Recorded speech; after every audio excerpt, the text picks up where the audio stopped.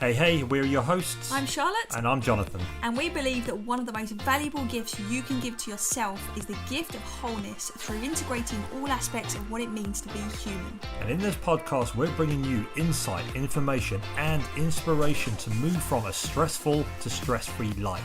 Your journey to becoming even healthier and happier starts right now. Welcome to Wellness Theory, the podcast. Hello everyone, welcome to today's show. Today I'm really excited because I'm joined by a former professional athlete and osteopath who combines his experience with healing arts to help people develop a healthy relationship to the stresses of their pursuits. Ryan believes that meaningful work comes with a certain level of stress, and he is so right on that. I'm completely in alignment with that belief as well, which is one of the reasons why we have this podcast. But Ryan is shining a spotlight on the powerful question of how do we then achieve what we care about without sacrificing our well-being. So we're going to look forward to diving into that answer with Ryan today. Thank you so much for being here, Ryan. How are you? I'm doing very well. Thank you for having me, Charlotte. Excited to be here. I'm excited. I really enjoyed our kind of pre-call before we obviously come on today to speak on the show, on the recording. But you're the kind of guy, Ryan, that I know we could have probably pressed record when we had that intro call and just continue to talk about all of the things that are really intriguing. And one of the things that I really loved that really drew me to you and what it is you're doing is the fact that you said one of the best sports psychology books that you've ever read was Eckhart Tolle's Power of Now, which for anyone listening is not a sports book. So I really want to talk into that with you. But before we do, can you let our audience know a little bit more about you? Yeah. So likewise, our conversations have always been like right from the get-go. It's been so nice to talk to somebody where there's so many parallels, it seems. And so it's great to be here and great to talk about this stuff that I'm so passionate about, as are you. So my background, how I arrived at the work that I'm doing now is essentially, growing up, developing as a young athlete in Canada, spending a lot of time playing ice hockey and having a certain amount of ambition around that. And really, having a certain way of pursuing that ambition in my life, which was, I would say, in that like period of my life of like training for sports, was like my approach was like grit and bear it and like really just do the necessary work, but like not enjoy the work at all and just like get through it as fast as you can, as hard as you can, and just like contract as much as possible. And that meant like, essentially like I was approaching life like I was approaching the way I played hockey, which was like brace for contact, and that served me really well to a degree, to a certain point. And then eventually I realized that, there were other challenges in my life that I had to face, that approach really didn't serve me well, whether it was healing from certain traumas or challenges in my life, or just like approaching, work and professional life after sports, like entrepreneurship and things like that. And it's not a good idea to brace for contact as you try to do your taxes. It's like it's not necessary. And not only is it not necessary, but it's counterproductive, because not only does it affect your ability to do the task at hand, but for me personally, it also affected my willingness to do the task, knowing that it was going to feel kind of crappy while I did it, when I approached it that way. So even consistency with working out, like I said, healing certain things, I had to heal like concussion, for example. Like you cannot contract your way through healing something like that. You really cannot. And so I really had to learn a different approach to both healing, but also performance, because I was like somebody who always, had ambition, but then, reading things like Eckhart Tolle's Power of Now, sometimes I confused that ambition with the thing that was causing me strain and stress and grief, and like the things that, so like the ambition was the problem, and that was a misinterpretation of a book like that. So then I've come to learn now, like full circle, that the ambition is not the problem, it's my approach to the ambition. And so it's like, how do I keep that ambition? I think that's healthy to want to do good things, do big things, like achieve and accomplish and all those sort of things.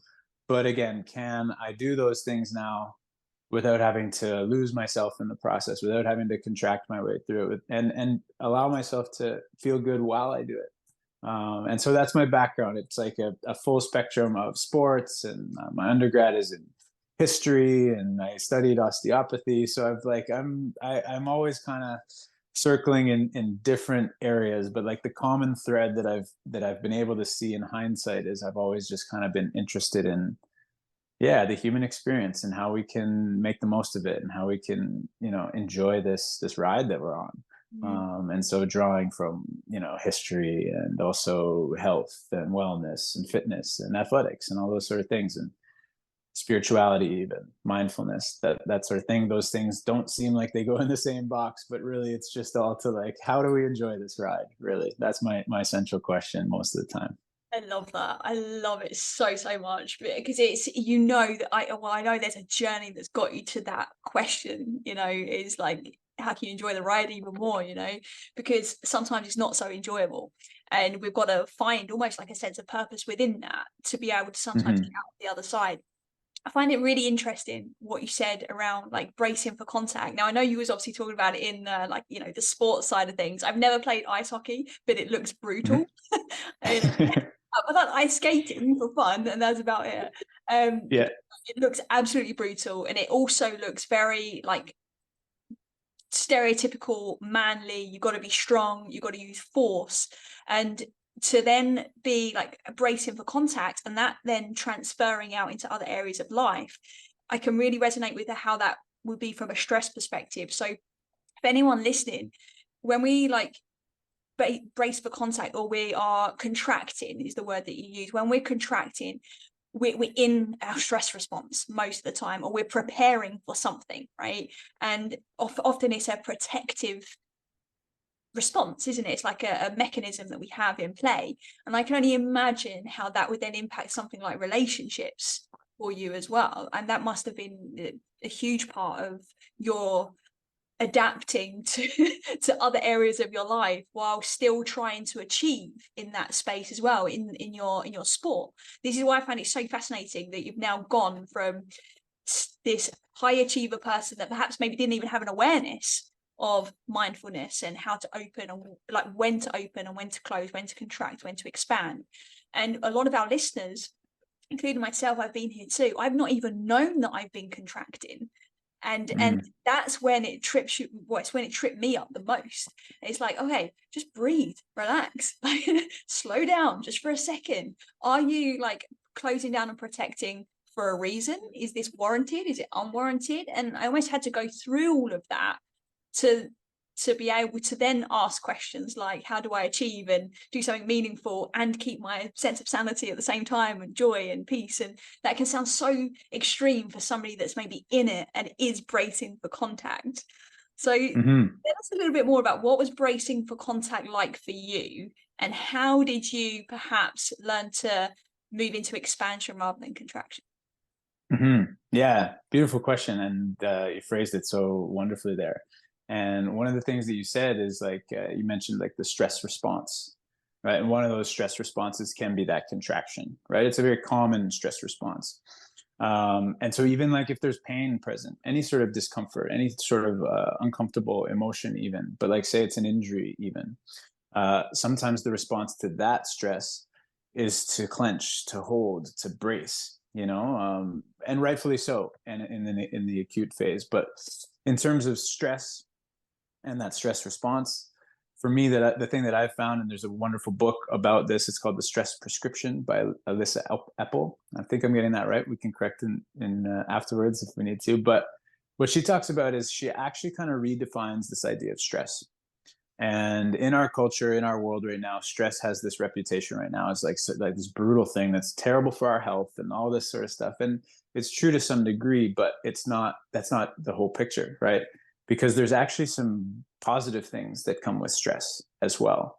So for example, I'll use a hockey game, like my bracing for contact, right? And so once I started reading a book like Eckhart Tolle, Power of Now, or even another book that's not a sports psychology book, but Viktor Frankl's The Man's Search for Meaning. Just for anyone right now, that is one book that every human being has to read in their lifetime. You have to read it at least once. And I'm not somebody for telling people you have to do this, but that is one thing that I truly believe in. Sorry to interrupt you there, Ryan, but I just had to say it. No, yeah, yeah, no, I mean, I totally agree, and I'm glad you highlighted that, because it's been a book that, of all the books, like, it's right up there of the things that have like positively impacted my life. And in that book, one of the key principles in that book is he talks about, life happens, stuff happens, stress happens. In many ways, stress, he doesn't phrase it this way, but in many ways, stress is inevitable in our lives, right?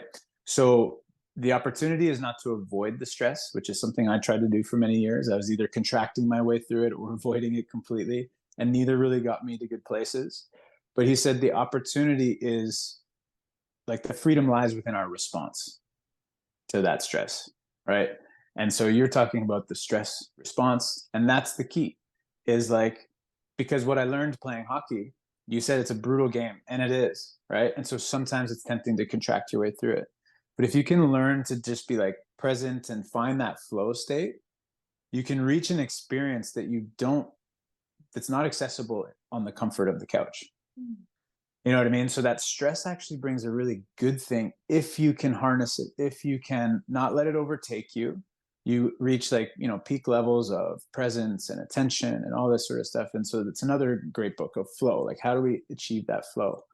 And one of the precursors to that flow is stress, right? And so what's bad about stress? Okay, chronic stress, stress that's beyond our capacity to handle, all that sort of stuff. But what we can do is we can actually train our response to that stress so we can benefit from it. And it can actually be a fuel for achievement, a fuel for accomplishment. But in order to get there, we have to build a relationship to it, right? We have to engage with it, and we have to learn how to handle that, like, volatile fuel, because it can be overwhelming. It can overtake us. That's how traumas happen, is if there's too much stress for what we're able to handle, and it's too overwhelming, and it's too, yeah, traumatic for our system. But we can develop our system to, like, handle different levels of it. And then once we, like, whether it's sports like hockey, then you can enjoy the intensity and the pace of that game. And it's all just kind of like you're fully present for it. And it's this beautiful dance. Same thing with entrepreneurship, right? When, like, things are moving and shaking and you're making the deals and all these sort of things, it's like there's a lot of energy there, right? But it's a real skill to deal with that energy, to be able to recover from that energy so that you can handle more the next time, not get stuck in the energy, not let it overtake our system. And like you said, not get stuck in that stress response of whether that's contraction, whether that's avoidance, whether that's distraction, whether that's, coping in any other ways. Like, how can we build a healthy relationship to that stress so we can use it and have it be a helpful teammate rather than like a destructive presence in our lives. I really love that. And I love the way you've described it as building a relationship with it, almost like it is part of you, it's part of your life experience at least. And if we're not responding, we're reacting, right? So we all Yeah. have this choice. And Mm-hmm. I remember being really stressed and somebody telling me that stress was a choice. We actually did a podcast episode on this like long time ago. So probably like 100 episodes ago for anyone listening that wants to go look it up.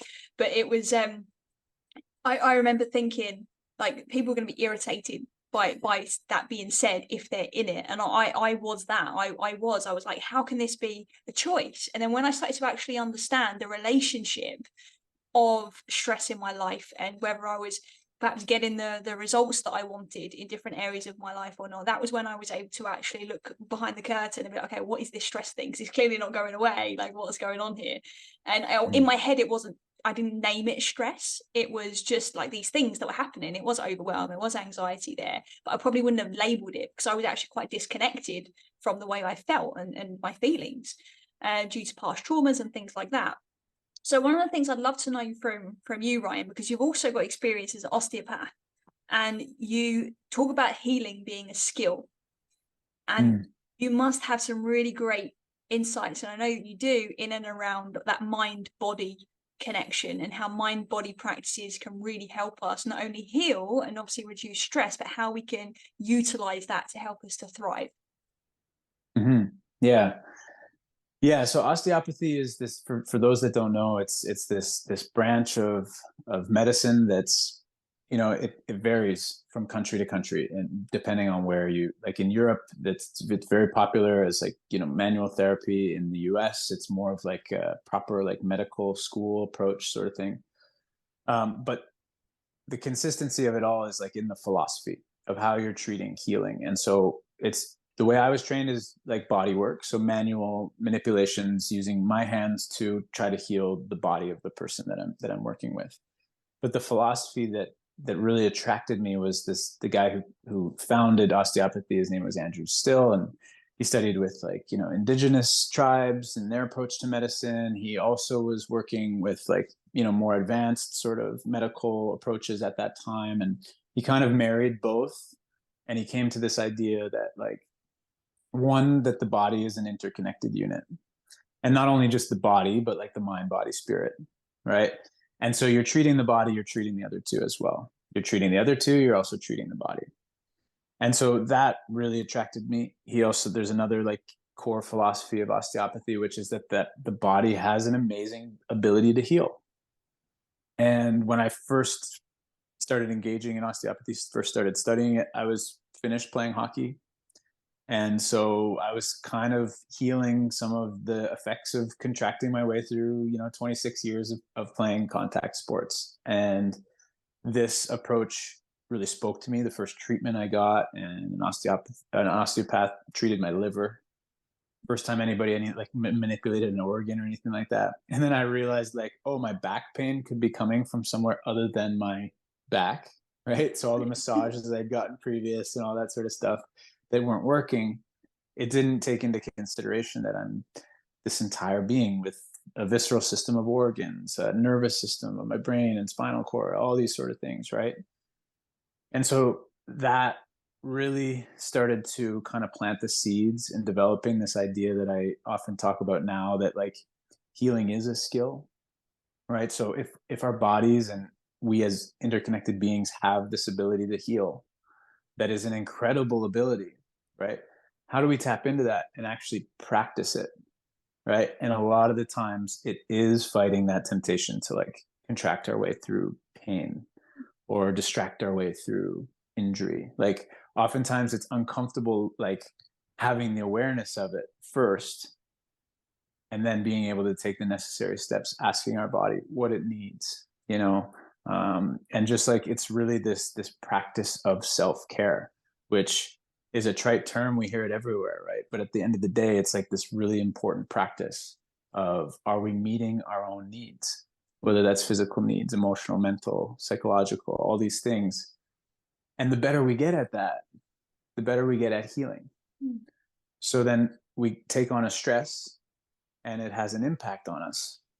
We can recover from that because we've developed this skill of taking good care of ourselves, meeting our needs, recovering from that stress, being able to stay open and not contracted, so that internal process can take place in our body. Like what it needs to heal, because it has that ability to do so, is to be given the space and the chance to do so, right? If it never has that space to go through that process, get into the rest and digest, go into that fully recharging state that requires like calm and safety and all that sort of stuff. And sometimes our environment provides that, but sometimes our perception of our environment provides that as well, right? So both are really important things to consider so that we can recover and heal. And again, like the greater we are at that skill, the more we practice it consistently, the more we can take on without having to sacrifice our own health, because we can take it on, we can recover from it, we can grow from it even.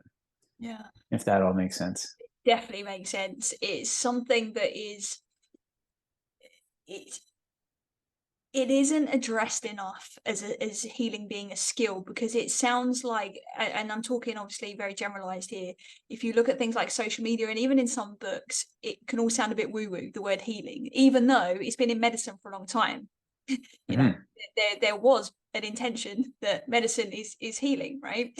And still can be in many ways, obviously. But I think it's really interesting what you said about our perception of our environment can sometimes be the thing that triggers our response, right? That causes us to close or that allows us to open. And Mm-hmm. I would argue that in the Western world, most of the time, it is our perception that is causing a lot of the issues. And now, again, that's a generalization, but I think that perception and your awareness of how you are perceiving the world around you can be the very thing that shifts whether you're actually showing up in that grounded, open state. Now, like you said earlier, you know, some stress is important and it's really good for us, but there is this stress that makes us close when there isn't a need to close. That's when it becomes a challenge. And one of the things that I've found particularly useful, because I'm a classic person for getting stuck in my own head and almost like disconnecting from the rest of me unless I'm keeping up my practices, it's very easy for me to kind of go off, which is why I'm so pedantic about doing my things that I need to do. And that varies as to what it is. But one of the things that I found for the intensity of thought and sometimes the closing that occurs because of the thoughts that I'm having is just simply having the awareness of where that's showing up in my body. The minute I realize, I'm in my head a lot, and I normally realize that because there's tension in around my temple. So you probably see my brow frown a little bit, like I'm just deep, intensely thinking about something, like usually problem solving something. But that is a closing, right? Like that tension that I'm experiencing is a closing. So just the awareness of that and be like, okay, just relax that part of your body. Immediately the thoughts lift and it's like, okay, I'm back. And not that I literally go anywhere, I'm not that dissociated, but in the sense of knowing when to open. And I find that for me, as an example, is like a cue to open. So I'm just wondering, from your experience, what are some of the other cues that maybe people can look for within their body, their mind, their heart, their soul that allows them to shift from this space of tension or contraction or closure into more open state to be able to then do those reps on that healing skill and healing muscle that we all have? Yeah, no, and so like the practical is important, right? We can talk about it all day long and like have the theory around it, and that's all nice, right? But then like we need both. Yeah, we need the practice, we need the awareness as well, right? And so this is the thing that I'll admit too, like it's a difficult thing to practice. Even this morning, I have butterflies coming on the podcast, right? It's like not something a little bit out of my norm, a little bit nerves present. So like, what do I do in this case, right? And what do I suggest to the people that I talk to is like Sarah Brock, who is a mindfulness teacher. She has some wonderful content on, on podcasts and things like this, but she often uses this acronym called RAIN, okay, which is like a mindfulness technique. So RAIN: recognize, accept, investigate, and nourish. Okay. It can be a long process. It can be like you could sit down and have sort of like a meditative practice around something like that when you're recognizing stress is present, or like some of those tendencies that you're mentioning around your head and whatever. And then it just allows you to kind of make the connection of like, oh, when I'm thinking this way, this is what happens to me physically. And then there's a link there between that and my symptoms. Yeah. So then that's like the bridge between the thought and the symptom, right? And so that's a practice where you can sit with it formally. But then the more you practice it, again, here's this with this word practice, right?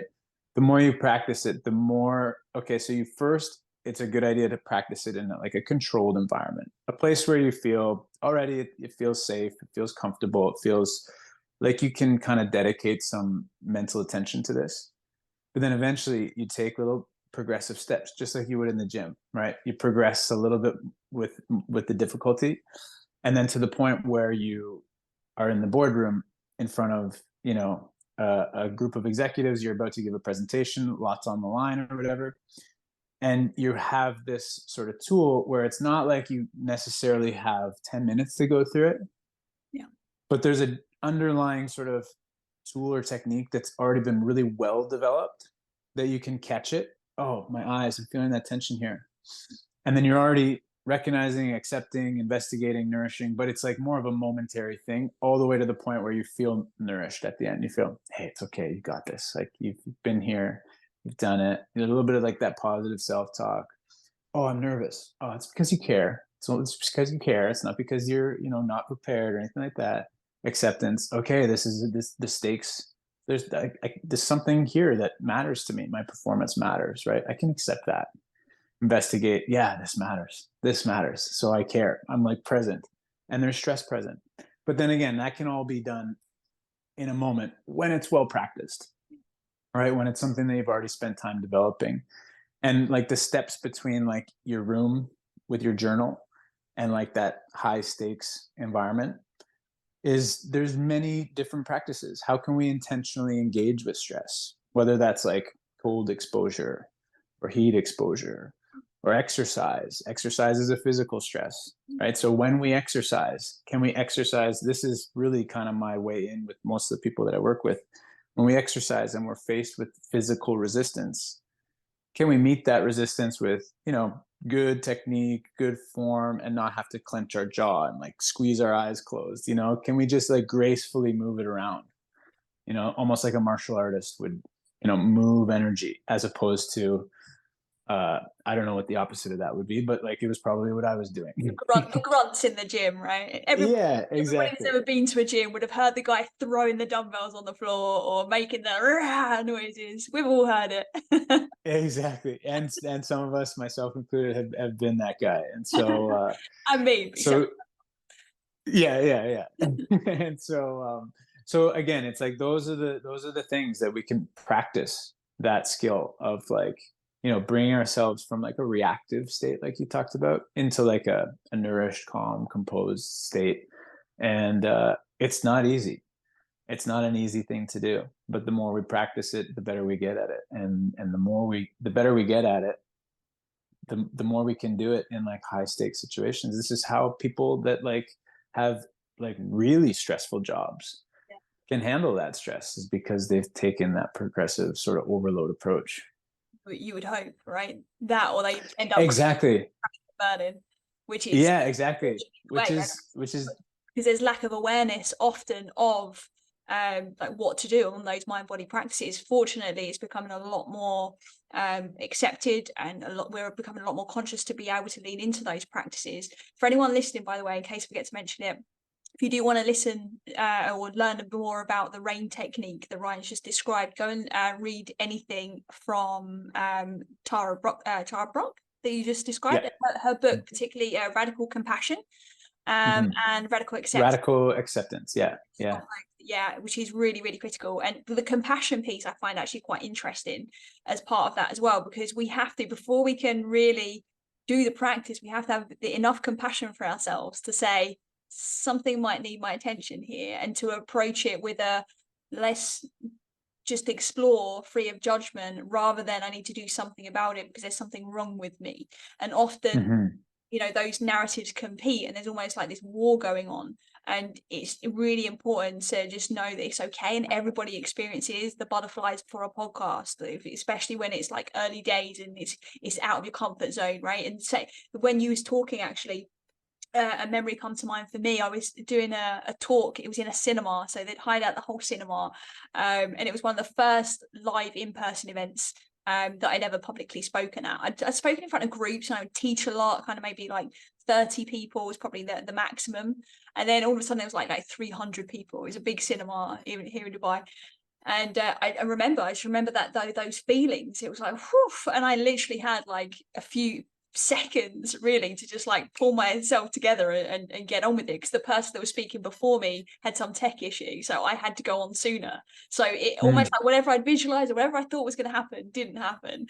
And it went really well because I'd done the reps, right? Even though the feelings were present, I'd done the reps. I knew how to breathe and come back to myself to be able to show up in that way.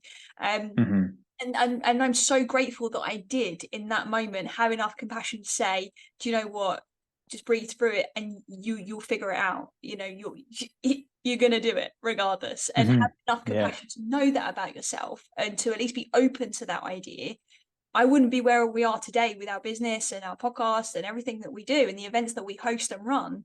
Probably if I hadn't have decided in that moment to regulate and to step into courage and do that, maybe I wouldn't be here now. Maybe I would have retreated. Maybe I would have withdrawn. Maybe it would have taken me even longer to get to a point of confidence to be able to do that. So I completely resonate with the way you've described it, that the more you do the reps, the more you can lift heavier weight, right? The more you can actually start to show up in those higher stakes situations, which I'm curious to know for you, Ryan, like, what are your mind body practices that you do personally when you find yourself perhaps in need?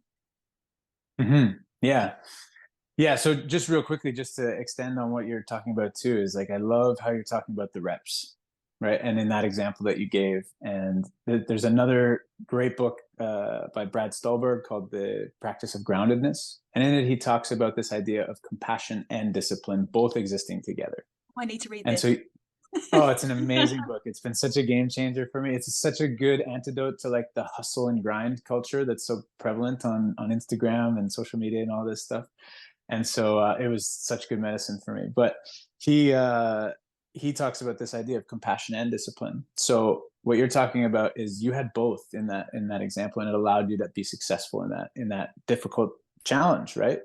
But without the reps, you can kind of compassionately accept your way through just about anything, but then you might not be very happy about your performance, right? That's the discipline that gets you there, the discipline. So, but if we just discipline ourselves without the compassion, then we're never going to be satisfied. It's kind of like this self-hatred fuel that we're just like, I need to be better. I need to be better. It's never good enough. Like that's discipline without compassion sometimes, right? When both of them exist together, you have an example like what you just talked about there. And so it's such a good model, what you're talking about in that regard. I'm definitely adding that to the top of my book list, because that's something that I find still a bit challenging today, I think, to be honest, because I'm very much go. Same. And I don't like to, like, not even lose, that's the wrong word. Like, I don't like to see that I could be somewhere else. Right? Do you know what I mean? Yeah. I don't think I'm describing it particularly well, but like, I know that I can do better in so many other ways. However, even though that sense is present, I know that for me to be able to truly do better and be better and to still be here smashing it 10 years from now, I need to put the brakes on. And that's where the compassion piece comes in. Whereas before, the compassion piece wasn't there. It was just discipline. Right. You're gonna go, you're gonna do it, and you're just gonna like just keep going until you're done. It's like, where, and until I pause, I'm like, where are you trying to go? Like, and I had this conversation with myself and learn compassion and what that really meant. And what you're sharing here is like really, really important. So I'm definitely going to be looking up that book and giving it a read, because I think that causes us to maybe like fall off of what you talk about, and what Eckhart Tolle talks about is our center. This is something that we talk about a lot with our clients. So I'd love for you to talk about holding center and what does that mean, because I know it's a big part of what you do and what it is you talk about as well.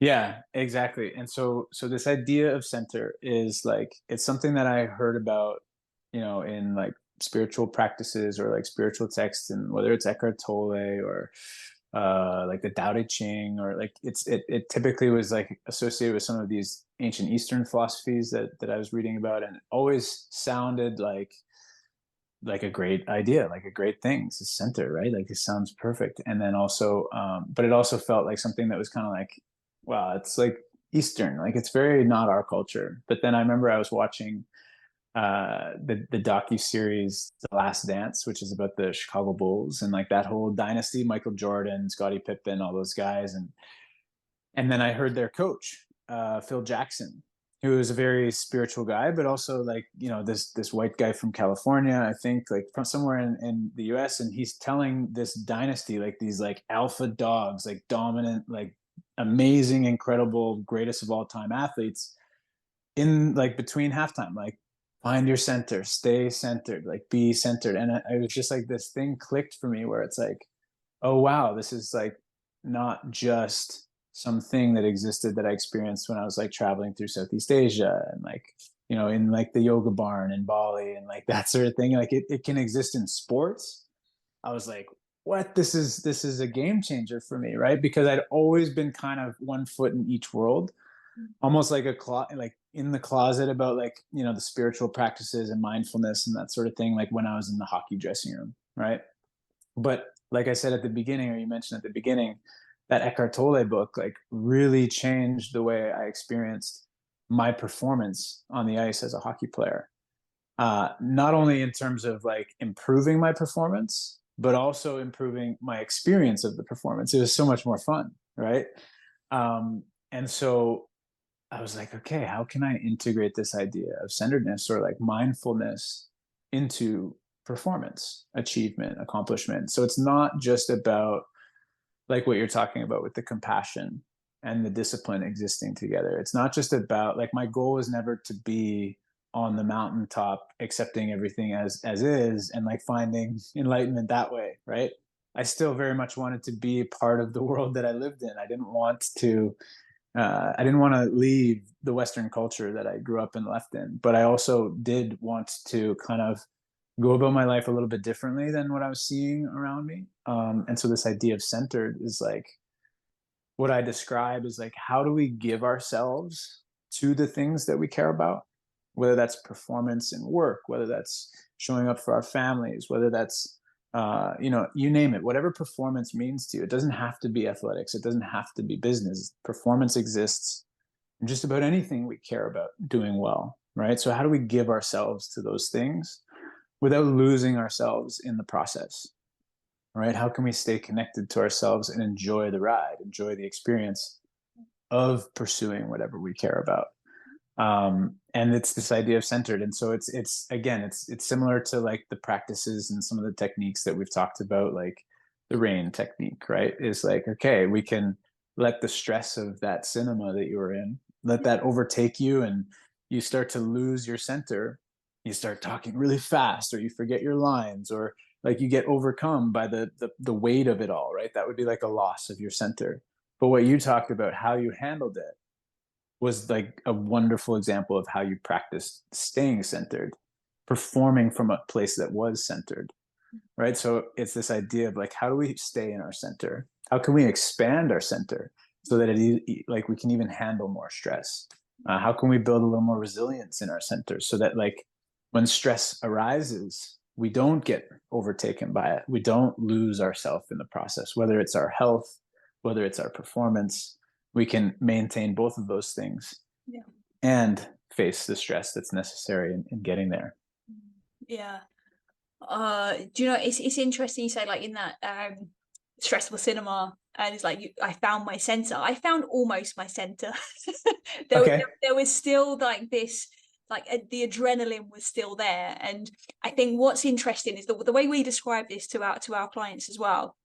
And it really like leads on from what you've just shared there in terms of like that experience of being in your center and building that out so you become more resilient, is that we look at obviously having our center point, but then having these extremes that we seem to go on. If you can imagine like a pendulum, and then on one side we have essentially the negatives, right? We have like some of those darker days, whether that's experiences that happen in your life, whether that's emotional, whether that's like in the thoughts that you're having. There's almost like this dark side of the pendulum, and then on the other side there's this like extreme, like I don't want to say like just light as being the polar opposite, but almost like I see it as like this bright yellow in my mind. It's like it's almost like it's this pure beautiful white light, but it's not. It's almost like there's too much of the other extreme going on, and we see this a lot with like toxic positivity that's about a lot at the moment.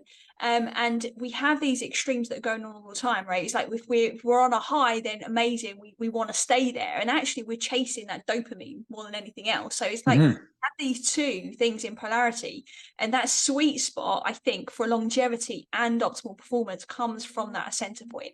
And that's where I believe the true light is, where that white clear clarity is. That's where it belongs. It's when we are able to see both sides and almost observe it rather than being that doesn't mean you don't feel the good and the bad. It just means you have a ability to be able to zoom in and out in order to be able to navigate those situations or those emotions or your life experience at that time.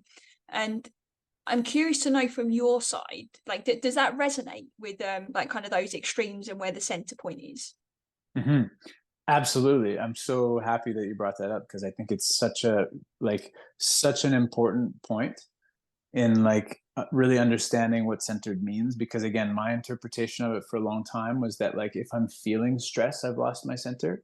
Yeah, that's what But I the was but the right, exactly. So anytime I was feeling any sort of stress, I was like, I'm failing at this like spiritual thing that I hear about all the time, right? But really, it's just more about like, okay, I can recognize that stress is present, and I can create space from that. So I don't have to react to that stress, or I don't necessarily have to do anything about it. It's like you're talking about that observation that you're practicing, right? So it's like, okay, stress is present, and I don't have to distract myself from it. I don't have to numb it with any sort of like self-medicating or coping or anything like that. I don't have to like blow up my life, or like I don't have to be so reactive. I can just observe it and recognize what's it here showing me. And then even like the darkness that you're talking about, it's like, again, centered doesn't necessarily mean blissed out. Yeah. Right? Centered sometimes means like you're in the darkness, or you're like feeling depressed or sad or grief, or like things happen. We lose people in our lives. We lose a job or opportunities. Like there's disappointment, all that sort of stuff. Centered isn't not feeling any of those things. Centered is having space from those things, so that like when there's uncomfortable emotions present, whether that's grief, whether that's sadness, whether that's anger, whether that's frustration, any of these uncomfortable emotions, right? We don't necessarily have to push them down, or this is like a response, like an uncentered response to those emotions would be like addiction or avoidance, or like chronic distraction or anything like that. Like that's not centered, right? That's like, okay, there's these things present that I have to like do something about, have to change. Whereas like that practice of acceptance, that sometimes it's darkness. Same thing on the other end of the pendulum you're talking about is success. Yeah. Right? We can lose our center getting wrapped up in our own success, indulgences and celebrations and all this sort of stuff. There's nothing wrong with celebrating our success, but like if it's that chasing of the dopamine, chasing those states, judging the other end of the spectrum and only valuing this side, then that's also a loss of center. So I love your description of the pendulum. I think it's such a useful thing, and a great point that you brought up, that it's like centered isn't like blissed out and everything's roses. It's like, no, there's the whole spectrum. I love the way you've described that and reflected that back, because our listeners would have heard us speak about the pendulum before, but I think you've really articulated it beautifully. Because I always used to think as well, you have to do something to move out of those extremes, right? So to not be in the darkness, you have to do something to achieve the thing that you want, that you're chasing. You have to do something, right? You have to act. And like that's almost all you see on like social media and things like that. And that in itself can be quite toxic. I used to think you had to do something, but that was like so far from the truth. I had to actually look at who am I being in the process. And that's been one of the most powerful shifts for me, is like, actually, if I'm caught up in doing mode, then I'm already off my center. Yeah. I'm already not there, whether I'm stressed or I'm like happy as Larry. Like, do you know what I mean? Like there's no that I'm already off my center if I'm having to do something to create that, because that shows me that I'm far from my intention. Is my intention to almost like stay in that middle ground somewhere? Don't get me wrong, like I'm human, we have those extremes, we swing all the time. It's our awareness to the swinging that brings us back to our center to be able to do the reps to keep moving forwards, right? But that center point, moving into who it is I'm being, I found the way to almost access that is through intention. So I will ask, but every morning I'll set an intention as to who am I being today? Like what part of myself am I calling upon today for whatever it is that I need to do? But it's not the doing that's driving it, it's the who I am and how I'm showing up. That being said, do you feel that intention plays a big role in staying centered, or do you feel like there's other pieces of the puzzle that maybe I'm missing, or unaware? Yeah. Well, no, certainly. I love this idea of intention, and it's been so important in my life for sure. And sometimes just in terms of like if we stay like with the idea of performance or like achievement, whatever we want to call it, um, intention, and I also really highlight and use the word with my clients like priority, right? Like what's the priority here? And how that works is like same as intention, right? And what happens is when there's clarity around that, then some other things become a little bit more sort of well defined, and some things you can let go of some things. So if I give an example of like personal fitness, right? What's the priority for someone who like if I'm working with someone where they're like, I want to feel good in my body. I want to be like sort of consistently free from pain. Like free from pain is sort of not like realistic, but I want to consistently feel pretty good. And I also want to spend lots of time with my family, and I want to perform well at work. Right. So it's like, okay, if that's the priority, if that's the intention to be like a present father, a healthy man, and also actively, taking care of their performance at work. Well, okay, that might mean that you're not going to be an ultra marathoner. Okay, so we're going to let go of that. You might not like, okay, realistically, what kind of time do you have to dedicate this? You might have like 3 hours a week for like weight training. Okay, so there's a certain ceiling we're going to get to, right? Are you going to be like a fitness model, for example? Maybe not. So we might let go of that sort of standard for ourselves, right? So here's where the intentions and priorities can help us let go of things so that we don't have to judge ourselves too harshly. So you talked about choice. I don't know if it was at the beginning of the podcast or before we were talking about, but when it's a choice that, okay, like I'm going to have maybe 13-14% body fat, and that's good for me. That's great for me. But it might not mean that I'm going to have like the washboard abs that I see sometimes on Instagram. So when I'm flipping through Instagram, I'm letting go of that actively because I'm choosing more of a balanced lifestyle. Maybe one day there's an opportunity where I have more time to dedicate to my personal appearance and fitness. But for now, I'm letting go of that, and I'm accepting that this is kind of where I'm at. So sometimes like the feeling good, that is the goal or the priority. Sometimes it's letting go of certain standards as much as it is about chasing such a standard that might not be realistic or fair to expect from yourself with all the other stuff that you've got going on in your life. So when there's clarity of that intention, clarity of that priority, it can really help our mental approach to it. Because if we're chasing something that's never going to be achievable for us, we're never going to get there, and we're always going to feel lesser than because we've never got there. But recognizing like, is that even a fair expectation? So like, what's my intention? And then sometimes it's like the defeatist approach too, like on the other end of it. Like if we're never going to get there, what's the point of doing anything at all? And so that intention or that priority, my intention is going to be like, I'm going to be a healthy present dad. I'm going to show up at the office and care about my coworkers and employees. I'm going to take care of my body as much as I need to, but only to a certain extent, because I only have so much available time to do that. That intention helps bring that clarity and purpose, and then helps some of the other like shame or guilt that can creep in because of other people's standards. If we're comparing our priorities to other people's as we flick through our social feeds, that can be toxic, as you say. So I don't know if that's clearly about intention like you asked, but super clear, because that's a really great practical example that anybody listening can take away as well. And I love the way that you linked it to the letting go, because I think sometimes in order to let go, we have to let something in.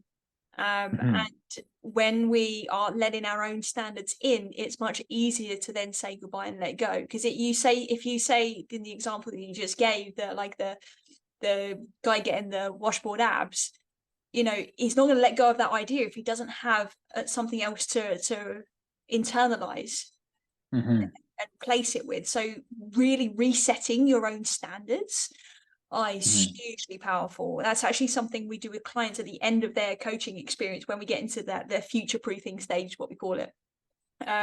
Is they set new standards for themselves, and they realize that they've actually been living those standards for a while, until they like through the coaching process, then all of a sudden like, whoa, these are my standards. So it's almost like I'm already here and I'm already doing this.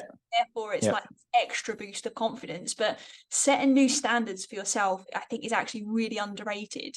There's a lot of talk out there of like values, and I'm a massive like advocate for knowing your values, being aligned to your values, and living in your values.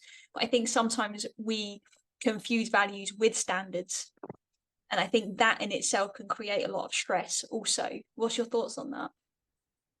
Yeah, no, I think I fully agree with everything you said. And I just think that it's again a mindfulness practice of like recognizing what's true for ourselves, right? And that's a way to stay connected to ourselves, right? Whereas if there isn't a mindful observation of what might be true for ourselves, then again, it's easy to adopt what's true for our culture, because it's really like we're bombarded with it at this time in history, right? Like it's all over the place. There's no shortage of inputs of what fitness looks like, or what performance looks like, or what success looks like, right? And if we don't take some time to define what's true for ourselves, what those standards or values are, then we adapt someone else's that might not actually fit well with what we're trying to do, what's available to us, what the task is at hand in our lives.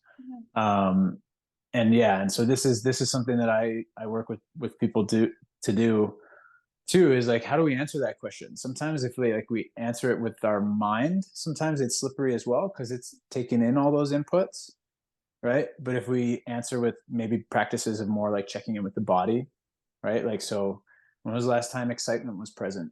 What were you doing? When was the last time enjoyment was present?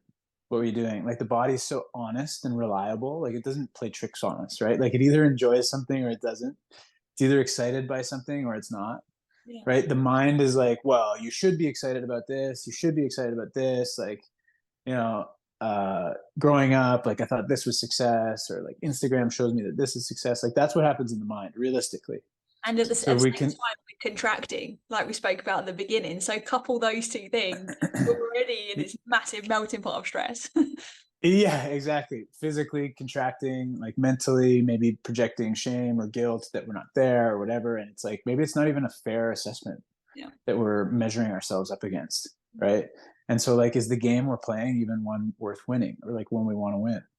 Right. And so it's like, that's where the clarity and the intention that you're talking about can really help us to like, sometimes we're doing better than we think. We're healthier than we think. We're fitter than we think. That is the truth. Yeah, totally.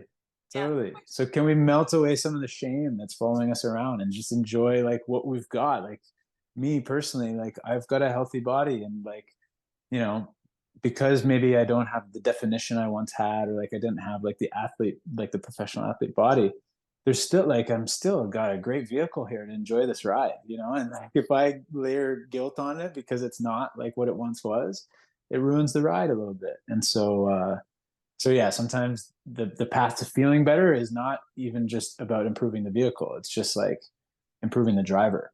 I like that. I love that.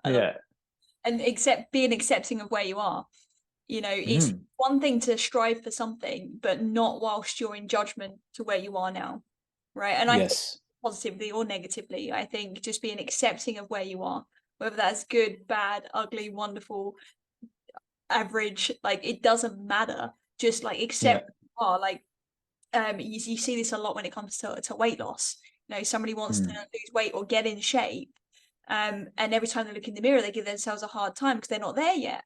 It's like, well, hang on. How about we love ourselves and continue on this path, right? Yes. Accept ourselves. If love is a bit of a stretch right now, how can we just be accepting of where we are and still have the confidence that we're moving and we're building that self-respect and self-trust with ourselves, because we keep showing up in honor of those goals. I really resonate with what you said at the beginning of this conversation, where you said that you almost felt like ambition and peace, you didn't use the word peace, but we're almost like conflict. I'd love for you to talk a little bit more about that, because I think it's almost like everything seems binary now, right? And like you've got to be on this side of the fence or that side of the fence. Who are you? You're going to be this entrepreneur or this like CEO and climb the career ladder, or are you going to be the Buddhist monk that goes and sits on top of the mountain? It's that. And obviously that's just a very broad example, but like there's so much where we almost restrict ourselves from thinking there's only these two ways. And I just Yeah. wonder perhaps if it's just all one beautiful thing. And I'd love to hear your thoughts. Yeah, no, I love the way that you phrase that, where it's like ambition and peace. Are they conflicting things, or can they coexist? And I think that, again, this is where, like, in that Brad Stulberg book that we talked about, The Practice of Groundedness, the thing that I love most about that book is he offers so much nuance, right? And that's why I think it's such an antidote to, like, what we see is like, this is the answer, no, this is the answer, and there's like so many competing philosophies, and like, what if both can be true at the same time?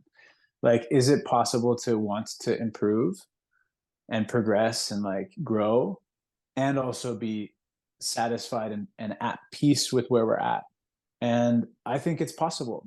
I don't think it's easy. It hasn't been easy for me. It's still not easy for me. I'm still not there. But when I'm actively practicing to have both of those things, where it's like the compassion and the discipline at the same time, it just improves my experience so much, because growth feels good. Yeah. But shame doesn't.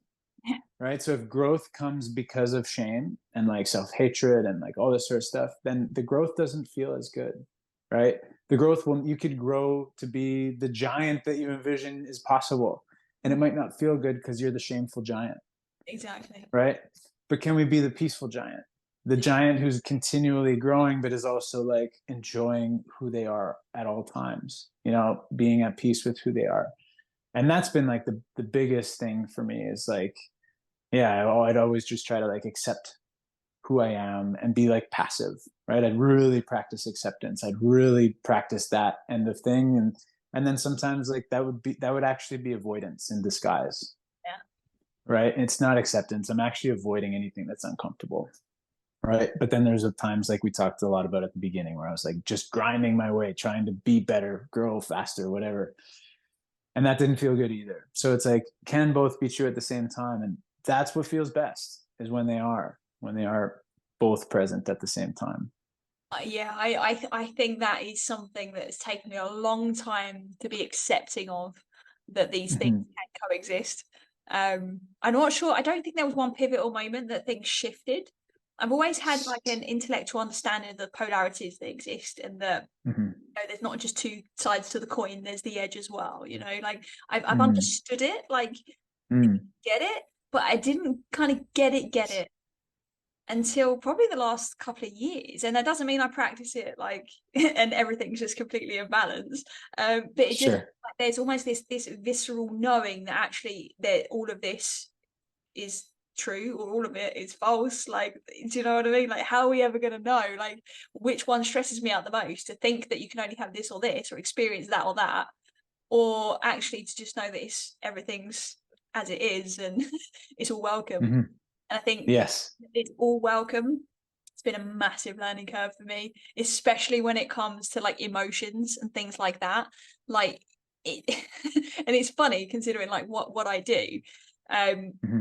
But one of the things I think, I'm not sure if I mentioned it to you today, is like I was quite dissociated with kind of like my body and how I was feeling about things. Like I could tell you what I thought I felt, but I couldn't necessarily feel it. And that's a big part of me, my healing journey. And it was alien to me that I could feel peaceful and frustrated at the same time, or excited but anxious. Like, I know chemically like they're one and the same, but to know that there's like these subtle flavors of both happening at once, and to know that, you know, on one day you're gonna experience all of the emotions and the whole spectrum, and knowing that they're all okay, that is probably one of the most powerful lessons, just knowing that it's all one thing, and that it's all okay to navigate. I'm not quite sure why I ended up going down that route now. With what you said. Well, by the way, Ryan, our listeners hopefully will know by now. No. But just to add to that, I love what you're saying too, is that like it's possible for those things to exist, like frustration and peace. And there's a Buddhist concept of like the two arrows, where the first arrow is maybe the frustration, right? And like life happens, life is frustrating sometimes, right? So we get hit with the first arrow. That one's like the hard one to avoid, right? But the goal is to avoid the second one. And the second one is like the shame and judgment about the frustration, right? Oh, look at me frustrated again. I'm not spiritual enough, or I'm not fit enough, or whatever. Like that's the second arrow. And that's what I would say is like uncentered. Like you can be centered and frustrated, but centered and ashamed, like that's where we kind of lose our center. Because then in the shame and the guilt and the reaction to that, it's the response to the first arrow is the opportunity, right? And that's the Viktor Frankl thing. It's like that's the opportunity, is the space between stimulus and response. What we do in that space, how we respond, is whether we avoid the second arrow or not, of like the shame and the judgment. And that's where we lose our peace, is through like those judgments of ourselves. That resonates a lot. And it's funny, we say something similar around thoughts, right? Yeah, first thought's optional, the second one isn't. Yeah, do we we're to follow the thought of I'm not good enough and go down that rabbit hole, or do we choose to actually provide ourselves with the evidence to say that we are, and that actually there's so much proof of this in our life? It's so easy to be able to respond when you're in that space of awareness, though. What would you say to somebody that maybe has got both arrows, right? They miss the chance to respond. The second arrow is there. The shame is hitting the heart. What does somebody do in that scenario that's listening to this? Yeah. Well, in many ways, I'm speaking to myself when I talk about this, because I'm certainly getting hit with that second arrow constantly. And so, again, it's like even like there can be a third arrow about like, oh, I judge myself there, right? So it's like it's really just about breaking the cycle. Can you get out of the path of the arrows, right? So it's like it doesn't matter how many arrows hit you. It's like, can you just break from that? And that's the thing about just like creating space. Right? Can you just create space from the firing moment, right? And so it's not judgment about that it's happening or anything. It's just recognition. So it's that first part of rain. It's like, oh wow, I'm getting hit with some arrows here. And then the next is like, okay, like I'm something's happening here where like there's a real reaction going on. That's the acceptance, right? Investigation is like, where are these arrows coming from? And maybe there's no answer to that, but like, is the arrow actually backfiring? Like, is it coming from me? Am I firing the arrows? It's going to be my next question, right? Should we not be begging the question? Is it who's firing these arrows at us? Where are they coming from? Yeah, they're actually just boomerang arrows where we like, and so again, you can be a playful example, but then it's just creating that space. It's that like wise observer kind of like, okay. And then the last part of that rain is like nurture, like, okay, I'm going to stop shooting arrows. Like if through that process you recognize that you're not only getting hit with the arrows, but you're also shooting them, then it's like it's less about getting out of the way and more about ceasing fire. Right? And so it's like, let's actually be a little more kind to ourselves. Let's start like taking some of those arrows out. Let's bandage ourselves up. Let's like give ourselves a little bit of that love and care mentally, instead of like crapping all over ourselves and just firing. Look at all the stuff you're doing wrong. This is so on point. I think everything you've shared today so far has been really, really useful and insightful and kind of thought-provoking. It's one of the reasons why I enjoy speaking to you, and especially like kind of unscripted as well, because it just flows. Like I had no idea we'd end up talking about arrow firing, shame and whatnot, but I think it's really a testament to the work that you've done for yourself, clearly, but also the work that you do obviously out in the world day to day with the people that you work with. So tell us, Ryan, what's it like being you? What does life look like through your eyes? Wow, what a question. What a great question. Yeah, this is a really nice way to kind of integrate everything we've talked about, because on some days, life is beautiful. Here sitting, talking to you, you are across the globe. What a miracle that we're able to talk and not only talk, but like be on the same page and like really share a lot of values and things like that. Like I have an ally in you that lives across the globe. And as I look beyond my camera outside, like I live in nature, and my life has changed a lot in the last 2 years. Moving out, we live on a homestead now. We used to be city dwellers, and so like life has really changed a lot. And it's very much been like the life I've dreamed of for a long time.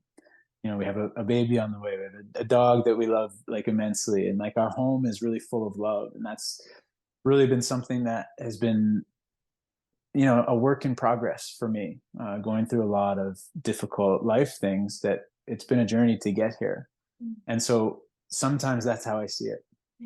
Other times, oh God, we're so isolated out here, and like I wish there was better restaurants nearby, and like all this sort of stuff. So as we've talked about, throughout our conversation today, like what's it like to see life through my eyes? Well, it depends when you ask me, right?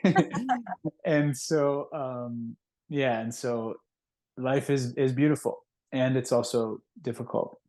And it's all part of the ride. It's all part of the experience, and trying not to get caught up too much in either way, in either viewpoint, has been my practice, has been my work, and it continues to be. It certainly does. Yeah, It will always continue to be the work for pretty much. absolutely. Yeah. Thank you so much for such an honest answer to that question.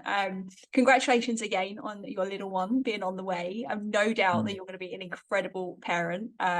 Honestly, like your level of awareness and your energy and everything that you just bring when you show up is super, super powerful. So I have no doubt that your loving family is just going to continue to grow and create a ripple effect in and around not only where you are and the work that you do, but to anybody listening to this episode. There's so much value in it. Before we go, is there anything else that you feel our listeners need to hear from you? Well, yeah, thank you for all your kind words. I mean, that's so nice to hear, and it's so nice to hear that that's how I'm being seen now, and that's like, how you receive this conversation. And to the listeners, I would say that like whatever success they might feel coming from me in terms of my personal journey, so much of that awareness that you talk about, so much of that sort of philosophy, or like where I've arrived at this place in my life, that in some ways has been very successful personally to overcome a lot of stuff, but a lot of it came from lessons that were learned from pain and suffering and grief and trauma and all that sort of stuff. So anybody who's listening who might be experiencing some of those things, recognizing that it's all, it's all soil for learning, it's all soil for growth, and it's not easy. That's one thing, is that like anything that we've talked about today that may have sounded easy or like obvious or anything like that, I just want to really highlight that it hasn't been for me. And so if it doesn't feel easy for anybody listening, that's okay. That's okay. It's all part of the process. And so, just my hope and wish for anybody who is listening is that they have the strength and the courage and the joy that they're able to enjoy their ride that they're on too. And if they're struggling with any of it, to seek support like yourself and the company and the great work that you guys do. Like there's places to turn. So that would be my message to anybody listening. Beautiful. Clarity is often preceded by chaos, and I think it's so on point the way you've kind of rounded that up, because it might be easy to listen. Well, sometimes it's not easy to actually even listen to a podcast. Like that in itself is a huge first step into awareness, into growth, which is incredible. But sometimes I know it can be hard when you feel like you're in it to hear some of this stuff, right? Absolutely.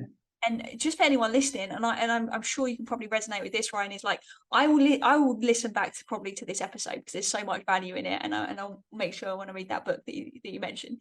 But like you'll get it more and more the more you lean into it. So even the words that we've shared today and the energy behind them, the descriptions, we would have both taken something away from this conversation that reinforces it even more for us. And we're quite a way down the road when it comes to a lot of the work that we've done, and we're still got a way to go. And I think it's really important for listeners also to hear that and to know that it's not a point of arrival ever. Yeah. Right? It is a constant work, and it's okay no matter where you are right now. Is like you beautifully said, enjoy the ride, whether it's good or not right now, whether it feels amazing or whether it doesn't feel so great. Then it's meant to be kind of how it is, provided we are leaning into that awareness and remembering what we are capable of. And I love what you said there about courage, leaning into courage. Yeah Totally. Yeah. Sometimes we can't control the road, but we can take care of the vehicle, right? And so sometimes it's as simple and difficult as that. Exactly. All right, Yeah. Ryan, thank you so much for your time today. Where can our listeners come and find you to hear more from you? Yeah. I would say the best place is probably my website, which is burkholdergeneral.com. I don't know if you list some of that in the show notes in terms of spelling and stuff. Same handle at Instagram, Burkholder General. Those would be the best places. And I would say that, yeah, my practice right now is gaining more consistency with my engagement on both of those platforms. So I'm working on it, and it's a work in progress. And so that's where you can find me. And also, if you notice inconsistency, know that I'm probably practicing that compassion and discipline on my end as well. I love that. Honestly, you were like a mirror to me today, Ryan. Okay. Yeah. I'm very Yeah. in the same boat right now when it comes to social media. I have a bit of a love-hate relationship with it. You know, there's a necessary, it's almost Very like a much so. necessary evil in some way. But It's a constant wrestling match for me, for sure. And yeah, I haven't found the balance with that yet. So but I have no doubt that if any of our listeners come and reach out to you or come and follow you, that you'll get back to them. So thank you so yes, absolutely. Thank you for your time today. I actually respect people more when they're not consistent, I have to say, when it comes to social media. I don't know whether that's a Yeah. self-prophecy, because that's what I want to think for myself. Well, Me, it's nice for me to hear. It's nice for me to hear. and that there's other things take precedent. And sometimes we forget that social media is a small slice of a much larger life, whether that be business, social, whatever. And I think sometimes we might always need that reminder. Yes. Yeah, very much so. Very much so. And yes, so thank you. Thank you so much for having me. I've really, really enjoyed this conversation today. And it very much feels like, we're doing very similar work, and it just really feels like nice to know that somebody else is doing, what I care so much about somewhere else in the world. And so thank you for all the work that you do. And thank you for this conversation. I've really, really enjoyed it. Right back at you, Ryan. Right back at you. You know, the feeling is definitely mutual. You're a beautiful guy. You've got a beautiful soul, and I really appreciate the value you're sharing. And a shout out actually to our friend in common, David Jurassic. Yes. Podcast before. He's been on the podcast twice now, actually. On the last one, he was talking about his book that come out. So if you haven't already, go and check out the episode with David Jurassic.